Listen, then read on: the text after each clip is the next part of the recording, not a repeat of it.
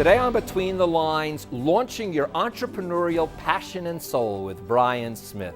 Welcome, I'm Barry Kibrick. Brian is the founder of the world-renowned UGG boots. His journey and struggles to build the business will provide wisdom and insight for all.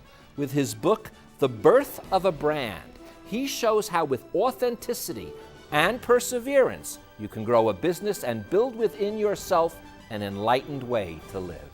I'm a writer today because I was a reader when I was 11 years old, and it was... You do not need to prove your state of happiness to anybody. Most of these speeches were as much as a month in preparation.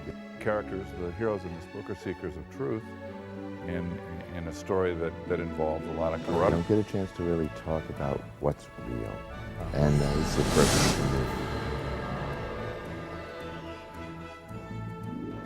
Brian, welcome to Between the Lines. It Great is a to be pleasure here. to have you here. It's fantastic. Thanks for having me. Now, you know, I started this book and I said at first it was a sort of a book like it says on the title for entrepreneurs to think. And I feel entrepreneurial spirit, and I was Right. looking into that. But I realized this is much more. It's, first of all, believe it or not, I found it to be a thriller. Even though I knew how it supposedly ended, you can't possibly find out until the very end what really happens, because it took so many years for you to build this brand, now the world knows, as UGG. I know. All my friends tell me it's a page turner, which is the greatest compliment I could have. You know. Oh, it really is. And what starts, though, is this voice in your head.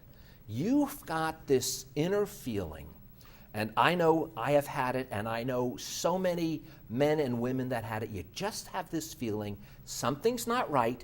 You're not living what you're meant to be doing. You're not fulfilling whatever the mission is that you've been put on this planet for. And that voice comes to you and basically starts you on the road. It really does. I can remember wondering what I was going to do with my life, and I just discovered yoga, and I was in one of my very early meditations, you know, and I was really disconcerted. I was an accountant and hated it. I'd already quit from being an accountant. And in that meditation, it just came to me that, you know, all of the coolest trends are coming out of California, and I got goosebumps. And that's usually, I didn't know it for years, but now it's happened so often. I'm just totally convinced it's my inner spirit telling me in a physical way that, hey, you're on the right track, you know?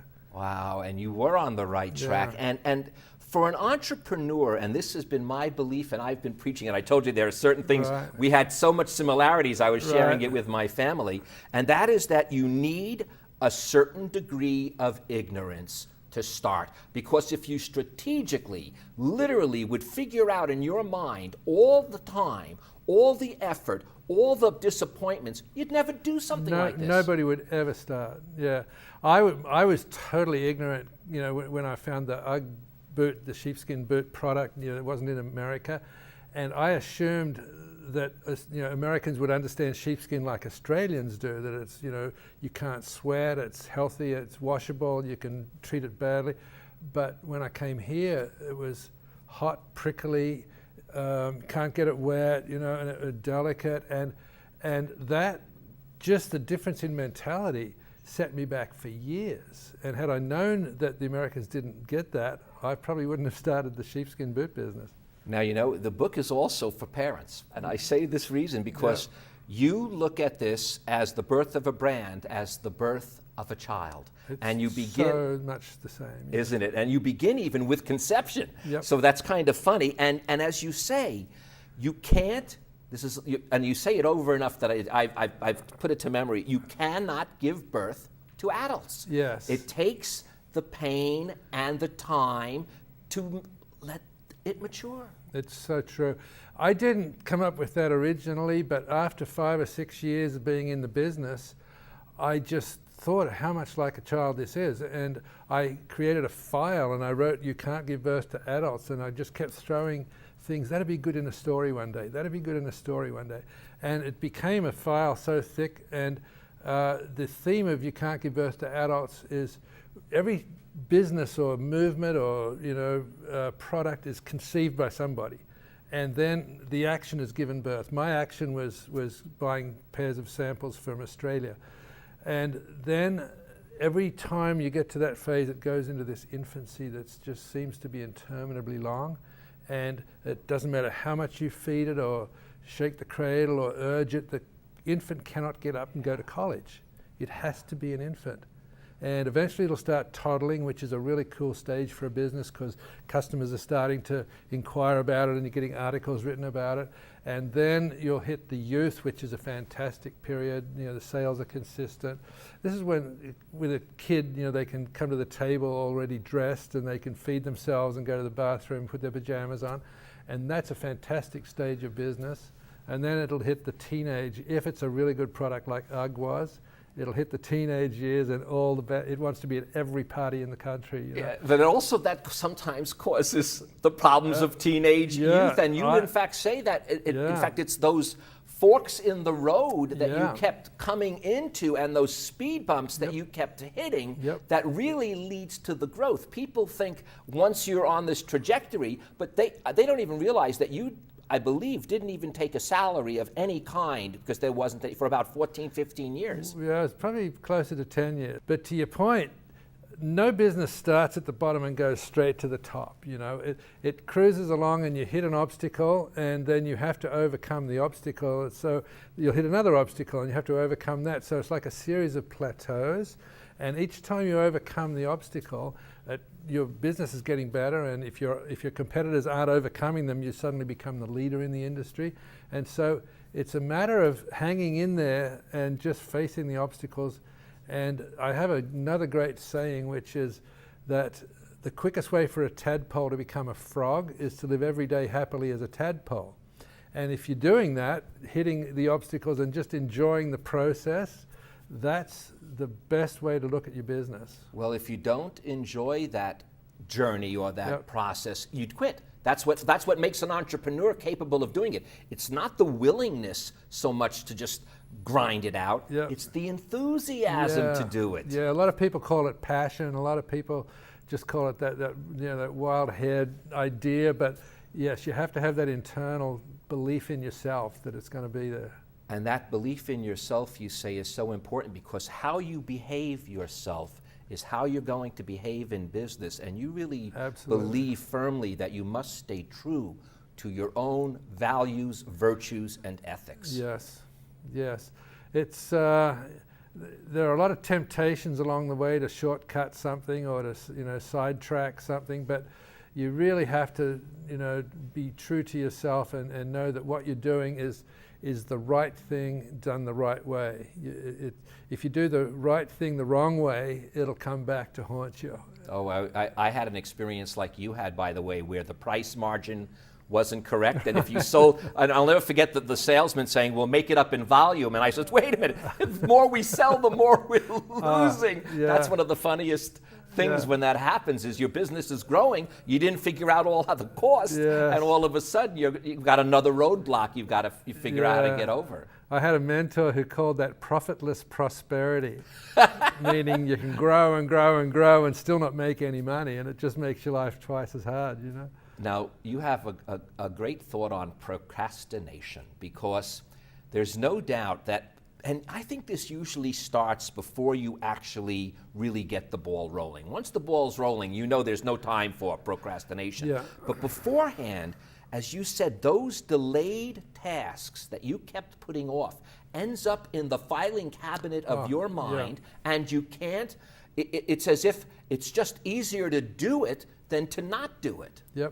I'm still a victim of that today. I'll go, because now it's emails and I'll say, must reply to that, I'll flag it, must do that, flag it. And before you know it, a week's gone by and suddenly my mind is so confused and upset because I know, I don't even remember what all these were, but they're stored there. And so the clutter has to be, the only way to get rid of or not make the clutter in the first place is to action everything as you can. So procrastination is something I still struggle. I just struggle. I know all about it now. I just have to keep putting it into action to actually get the tasks done as they happen. And you know something, as a former, and I say former because I really, really did take that to heart, and I can't even procrastinate anymore. In fact, I have to sometimes slow down. I know that sounds funny, but once you get that procrastination out of your body, you then almost move a little fast. In fact, sometimes my son has to say, Dad, slow down for a second. Without a doubt. Once you can clear the clutter, because the clutter isn't in the phone, the clutter's up here. You subconsciously remember all these things that aren't done.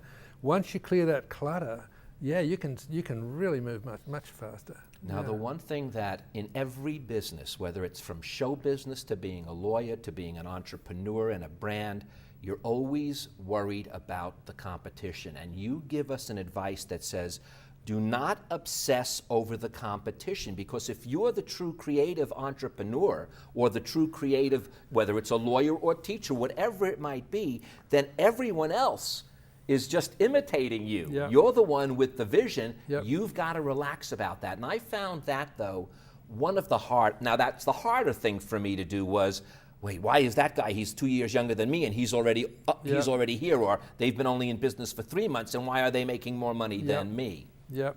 I developed the mantra, and I made everybody in the company realize this, that the way to lead is to get out front first and then run faster.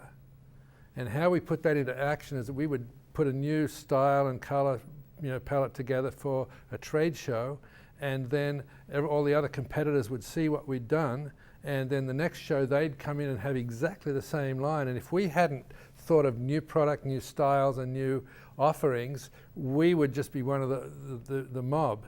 But they never had the creativity to create what I was doing each year, and keeping the leadership of that category alive. And it's all about being out front and running faster. And you know what else it is too? It is the fact that your product is better. And I remember just watching a show, I think it was either 60 Minutes or something, and they were talking about all these knockoffs that were going on. And when they actually looked at the sales of everyone from Louis Vuitton to Gucci, they realized it wasn't hurting their sales, because people who wanted the quality, or the ones that could afford the quality, they were going to buy the quality. And if anything, it just helped spread the word that this is a great product. Without a doubt. And that was the other part of the business, is that we had to stay, if we were going to stay out front and run faster, we had to have the best quality product. And a lot of the product quality you don't see when you look at a boot versus a knockoff boot, because they look the same. But the heel counters, the structure inside, the stitching methodology, the braids, even the materials and the trims was always the very highest quality. And that's why UGG and the brand UGG has just dominated for all of these years, because there's nothing better out there. You have a line, I want to read it exactly because I think it's important. Remember to service the mice and respect them as you do the elephants. And this is basically your philosophy, where it's important to treat all of your clients as if they're, as you said, as if they're important, and therefore all of your clients will be important. That quote came from the buyer at one of the big department stores when I'd made my best ever sales presentation, and he just looked at me and said, "Why are you here?" And I said, "Because I want to get an order for the mall stores." And he goes, "Brian, don't you get it? We are the elephants. We don't move till the mice are running around under our feet." And I instantly got what he meant. Until I got all the specialty stores just jumping, the big mall stores weren't going to take the risk. And so that did morph into the fact that I serviced my customers so well, to the point where I'd walk into a store and I was going to visit friends. I wasn't going in to sell. I was going in to see how I could help them work their inventory or any problem whatsoever. My clients became my friends, and there were years when I was going through tough times that they saved me over and over again. Now, we talked a bit about, having a little ignorance when you're an entrepreneur, and in the nice way of saying it, you call it blind optimism. But as the business then begins to grow, you realize that blind optimism is great for starting a business, but it could get you in trouble once a business starts growing. Sure can. There was one year in particular where my financial partner had died, and the supplier in Australia was very non-committal about sending product for the coming season because he didn't know if I would be able to pull the company together and pay him. And I kept taking orders, and the sales out were booming. The sales reps were having a record year. The internal ordering was great. And it got close to delivery time in August, September, and I was still taking orders and going to the trade shows, but had no idea how to ship product. And it turned out that season that my supplier went with a different distributor in America, and I was at the very last second was able to scramble and get some other supplies in. But it was during that period that I realized where that loyalty came in, because my customers stuck with me.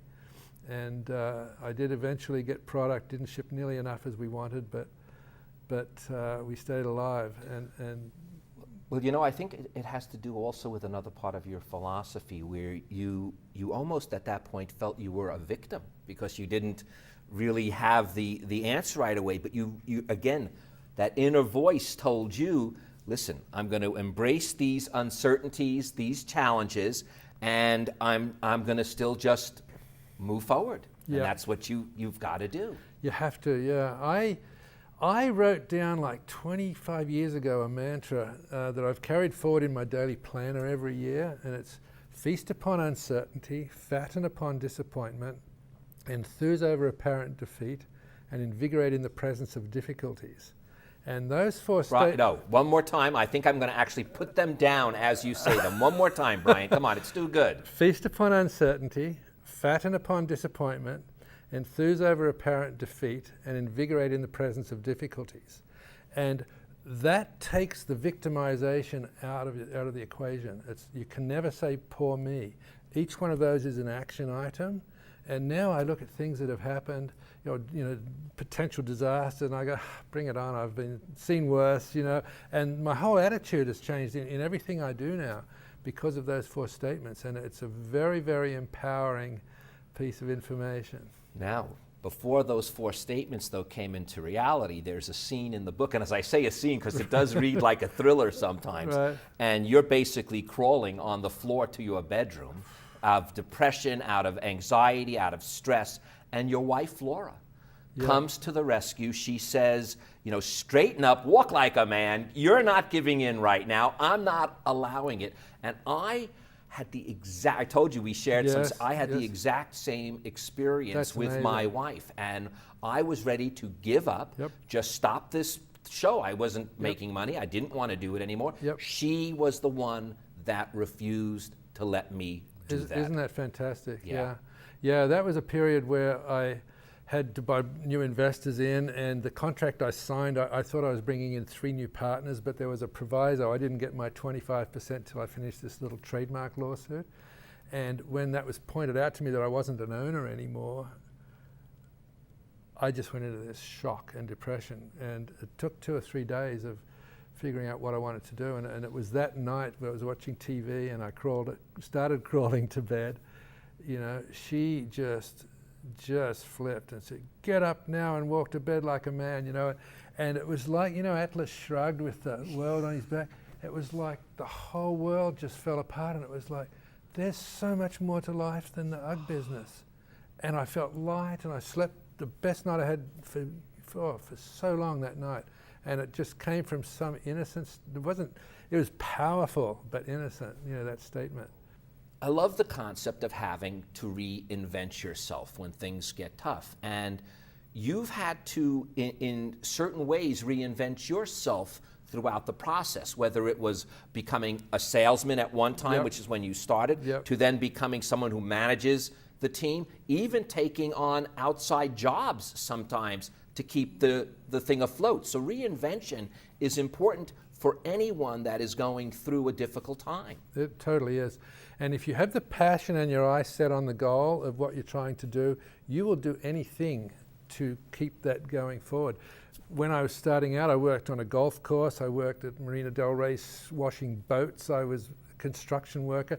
This is the first 3 or 4 years of the business. And because it was just a 3 or 4 month selling season in the winter, And as it got bigger and bigger, I had to, especially as it got up into the 5, 10, 15 million range, when we had boards of directors and we had management, I was a great entrepreneur, but I found I didn't function well in committees where you have to dumb down the decisions to the common denominator, and it was very frustrating. I had to reinvent myself from being the doer to being the administrator, to being the director, to letting other people go with their things, and that was the biggest jump. It was like pulling fingernails for me to take all these tasks away, but I knew I had to do it. Just if the thing was going to grow, I had to get out of the way and let them take it on. Well, and the way I think you were able to do it with some peace of mind is you always believed in honest communication. Yeah. And when you read it, you see yourself sharing yourself with your company and saying, listen, I'm going to still do the best, even though I may not be the owner of it even anymore, even if I'm getting a nice piece of change from it. But, you have to be able to communicate that with your people. You really do. There was a period where I mentioned that I lost control of it, and I wondered, what am I going to do? And I decided, look, I've come to love sales, and I'm going to, UGG is the best product in the world. I wanted to put them on everybody's feet. And so I was on the road as a salesman, and came back a month later, and there was a check for $5,000. And my partner said, that's your commissions for the month. And it was the first money I'd ever pulled out. This is like in 8 years, the first money I'd ever pulled out of the company. And I went out back on the road, came back the next month, a check for $10,000. And the following month, another $10,000. And I realized that I've lost the business, but I'm doing what I love. I'm making money for the first time in the last 10 years. And it made me realize that sometimes your most disappointing disappointments become your greatest blessings. And when I reflected on where I was at, I went, well, losing the company, wow, that was a horrible, horrible thing. But look where I am now. I'm just blessed. People are going to want to find out more about you and your new venture, which I'm going to talk about. I want to give out your website, if that's all right. Okay, that's great. It's www. And we'll leave it on the screen here, briansmithspeaker.com. So it's www, your name, and then the word speaker.com. And the thing I wanted to bring up was, in our conversation, you talked about this new venture you're on called the Boomerpreneur, a sort of a baby boomers who are now getting into business for the first time. And I thought, man, I know people doing that. It's not uncommon, especially with the workforce being so difficult to break through. People are saying, listen, I'll start my own little business and see what can happen. Statistically, there are 100 million of us between 50 and 70, and statistically, again, about 1/3 of those expect to start another business. And some have to because they've been let go and they're not employable, so they're going to find some way to make money. The others have retired well, and they would love to get to do the business that they like. A mum might have given up because she had to raise the family, but now they're gone, and they've got money, intelligence, energy, smarts, everything you need for an entrepreneur, and they're ready to go. And so I'm almost finished a book called The Boomerpreneur Revolution. And the boomer is like a big wave. In Australia, we call it a boomer, a huge closeout wave. And so this wave of entrepreneurs is coming through in a way that's never been done before. And so what I like to do now is help entrepreneurs start businesses, or those who have started, help them build through this infancy and toddling stage. And so I'm working on a series of edu tours where we bring people who want to have fun and travel, but also want to build a legacy for themselves. So through travel, you pick up on ideas that you don't see when you're back home, and that could be the spark of helping build a charity that will help so and so. So I want to put together a really worthwhile give back, because that's where the real pleasure is in your life. And if you're going to die, you may as well go out with a really good, knowledge that you've helped a lot of people. Well, something, you've obviously helped a ton of people, and it's very funny because you say that, in fact, your disappointments, the ones that were the hardest to bear, were those which never even come. Isn't that so true? Isn't it? That's right. So you're dealing with it in your head All the time. but it's not real. Yep. Yeah, there's so much of the worry and fear in the world never comes true. Well, what is true is our time is up, Brian. Oh, what a pity. I'm going to end with these words. Disasters do not make you go backward unless you fail to overcome them or give trying. Thank you, Brian, for never giving up and for sharing that enthusiasm with us. Great, today. it's been my pleasure to be here. Thank you. Oh, it's my pleasure, and thank you guys for joining us. Now, before Brian leaves, I'd like to leave you with these few more words from the birth of a brand. Each and every one of us should work to be successful and happy. But having given it our best shot, we must sit back and enjoy both what we have and what we've created, no matter how it turns out. I'm Barry Kibrick. No matter how it turns out, the only real difference between success and failure is whether you can enjoy the best shot you gave it. Do so, and it will always end up turning out all right. Thank you, Brian. Great, thank you. My pleasure. Closed captioning for Between the Lines with Barry Kibrick is made possible by your generous contributions to KLCS Education Foundation. Thank you for your support. To connect with Barry, like us on Facebook and follow us on Twitter at Barry Kibrick. And to contact Barry directly, watch past episodes of Between the Lines, and read his blog, visit us at barrykibrick.com.